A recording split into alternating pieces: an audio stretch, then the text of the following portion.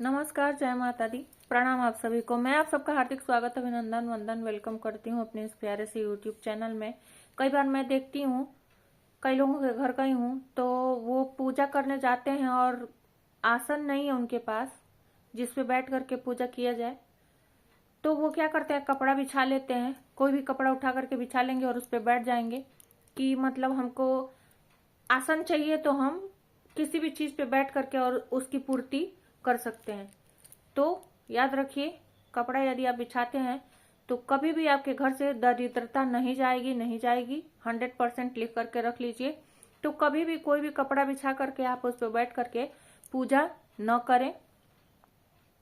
यदि आप फर्श पर ऐसे ही बैठ जाते हैं, कहने का मतलब है यदि आप पत्थर पे ऐसे ही बैठ जाते हैं, टाइल्स पे ऐसे ही बैठ जाते हैं बिना आसन बिछाए हुए, तो आपके घर से बीमारी कभी भी नहीं जाएगी। लिख करके रख लीजिए, 100% नहीं जाएगी। आपके घर में हमेशा एक आदमी रोगी जरूर रहेगा। यदि आप लकड़ी के पाटे पर बैठ करके पूजा करते हैं, कई बार कई लोगों के घर में लकड़ी का पीढ़ा होता है, मोड़ा होता है, उस पर आप बैठ जाते हैं पूजा करने कि हमको बैठा नहीं जा रहा है, हमारे घुटने में इतना दर्द है। कई बार आप प्लास्टिक के मोढ़े पे पीढ़े पे बैठ जाते हो, तो आपके घर से फाइट कभी भी नहीं जाएगा। कलेश, गृह कलेश कभी भी नहीं जाएगा। हमेशा गृह कलेश आपके घर में बना ही रहेगा। किसी न किसी के साथ गृह कलेश होता ही रहेगा। लड़ाइयां झगड़े बहुत ज्यादा होंगे, इतना ज्यादा होगा कि घर में रहने का ही मन नहीं करेगा। तो अब बात आती है कि किस तरह के आसन पे बैठा जाए। आप मार्केट से जाइए और वहां पे ऊन का आसन मिलता है, या तो आप ऊन का आसन खरीद करके लाइए, उस पे बैठिए। ऊन के आसन में भी आपको ब्लैक कलर का आसन नहीं लेना है। ब्लैक कलर के आसन पे बैठ करके कभी भी पूजा न करें। अन्यथा जो आसन आता है, कुसा का आसन आता है, आप उस पर बैठ करके पूजा कर सकते हैं। पर एक बात का आपको विशेष कर ध्यान रखना है, यदि आप कुसा के आसन पर बैठते हैं तो आपको पूर्ण रूप से शाकाहारी रहना है। आपको अपने पति के साथ या जेंट्स हैं तो पत्नी के साथ कभी भी आपको रोमांटिक नहीं होना है। कोई तीज त्योहार पड़े उसमें तो बिल्कुल भी नहीं होना है। तो आप कुसा के आसन पे न बैठें। यदि आप गृहस्थ आश्रम में हैं तो आप ऊन के आसन पे बैठ करके पूजा करें।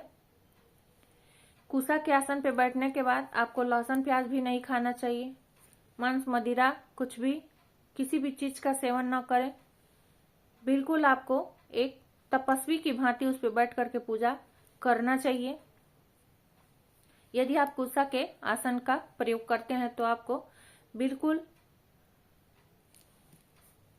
ब्रह्मचर्य का पालन करना पड़ेगा। इसलिए आप उनके आसन पे बैठिए, आप धागे के आसन पे बैठिए। कई बार लोग प्लास्टिक का भी आसन खरीद करके लाते हैं, तो प्लास्टिक के आसन पे बिल्कुल भी ना बैठें। या तो आप धागे के आसन पे बैठ करके पूजा करें, या आप उनके आसन पे बैठ करके पूजा करें, या आप यदि ब्रह्मचर्य का पालन कर सकते हैं तो कुसा के आसन पर बैठ करके आप पूजा करें, मंत्रों का जाप करें आपके लिए। और ब्लैक कलर का बिल्कुल भी न लें। आज के लिए बस इतना ही। राधे राधे। हृदय से धन्यवाद आप सभी का। प्लीज मेरे वीडियो को ज्यादा से ज्यादा लाइक करें, शेयर करें, कमेंट में जय माता दी लिखना ना भूलें। मेरे चैनल को सब्सक्राइब करना बिल्कुल भी ना भूलें।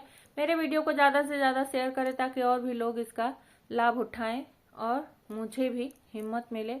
आप मेरे वीडियो को शेयर करके, मेरे चैनल को सब्सक्राइब करके, मेरे वीडियो को लाइक करके एक भलाई का काम करें। आपको 100 भलाई के काम करने के बराबर इसका यूनिवर्स फल लौटाएगा। तो आप ऐसा अवश्य करें। आज के लिए बस इतना ही। राधे राधे। हृदय से धन्यवाद आप सभी का। अपना और अपनों का ध्यान रखें, अपने सेहत का ध्यान रखें, अपनी वाणी को मधुर रखें, अपने संबंधों को मधुर रखें। पानी ज्यादा से ज्यादा पिएं, पेड़ पौधे ज्यादा से ज्यादा लगाएं, दूसरों का भला करते रहें।